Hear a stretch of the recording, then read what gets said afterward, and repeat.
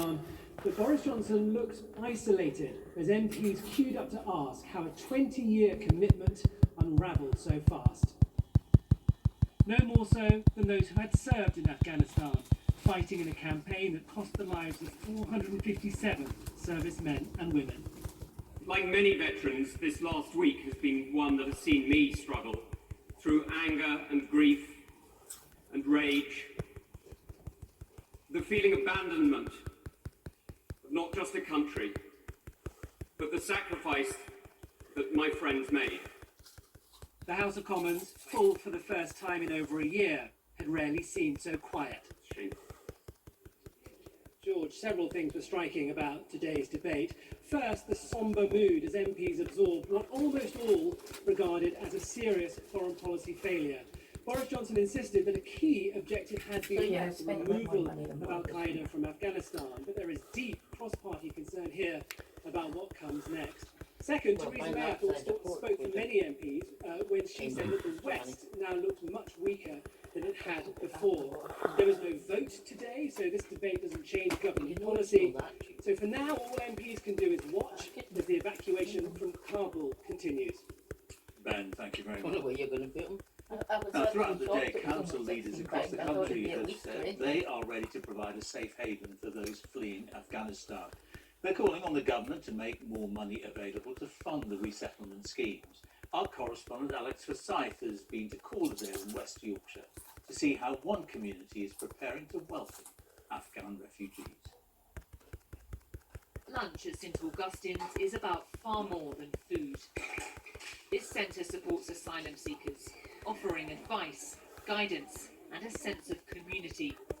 Here, these families know what it's like to have to flee your home. Jamshidullah was an interpreter for the British Army.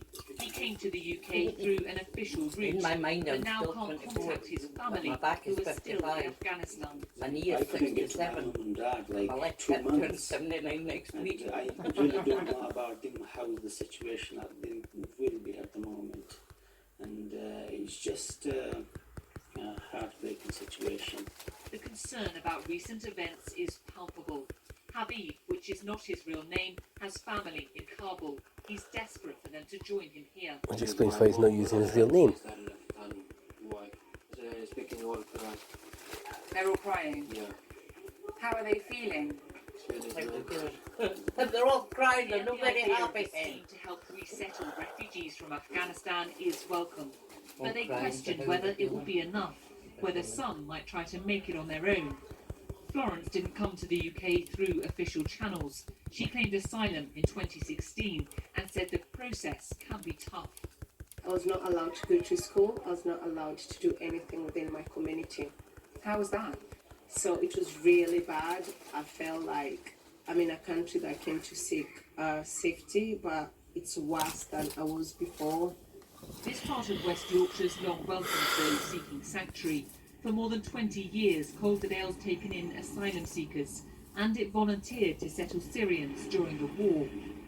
The council says it's ready to step up again, but the leader says they must have support. We want to be open and welcoming, but we do Let me need know when you're proper ready and I support can from the tell you. government to enable us to do that without it having an impact on local people. Just need to finish trying to catch this Palkia now. Halifax Town Centre, there's empathy for the plight of Afghans and awareness that public services, not least housing, are under pressure. I've told them I'm And going half to of me update, so says it's going that, to take yes, us I in think their we should Ah. help out, which is what we're It was one doing. of those The other update half, to right, continue is saying, well, playing, so Yeah. there's the people in this country, right, who are British citizens, right, who need help and support. If it stays at 20,000, that's fine. But it's when it starts to get into 500,000 and 1 million people. Where else are they going to go? I think it's really important that everybody opens the doors to these people. That is the political challenge, balancing the need to open the doors with the needs of existing communities, a challenge with much at stake for so many. Alex Forsyth, BBC News, Halifax. It's never wrong. You've got some areas where people won't rent the houses because of the areas. Secunda, you've watched this country as closely as anyone. I just wonder what your take is today on the situation now. And they can make it their two community. very different scenes in Kabul at the airport. And if it happens to drive the drug dealers and such out the area as well, that's bonus. trying to control the crowd. Contrast that with the city centre, where shops and restaurants are opening up and people are going out to eat ice cream. What I can't stress enough is how Can you imagine if one of the families ended up moving next to Shelley? And how surreal it is to witness it. I mean, every few minutes, one of their patrols passes by, and they're heavily armed. We're talking about powerful assault rifles, rocket-propelled grenade launchers. For the moment, their attitude seems to be fairly friendly, but the concern, of course, is how long that will last. We've seen these protests in the east of the country now being met with violence. These 2 people being killed there, I'm told. Publicly, at least so far, the Taliban have adopted a fairly considered KL Produce could probably hire a couple of hundred. tone, but many fear that they're not going to brook any kind of challenge to their authority. No. All right, Sukanda, thank you very much. I'm down to my last 3 ball. Clearly, these are disturbing times for a lot of people, and for details of organisations which offer advice and support with mental health, go online to bbc.co.uk/action line. On to the government's latest coronavirus figures now, and they show there were 33,904 new infections recorded in the latest 24-hour period, which means, on average, And it got away. 177 new cases per day in the last week.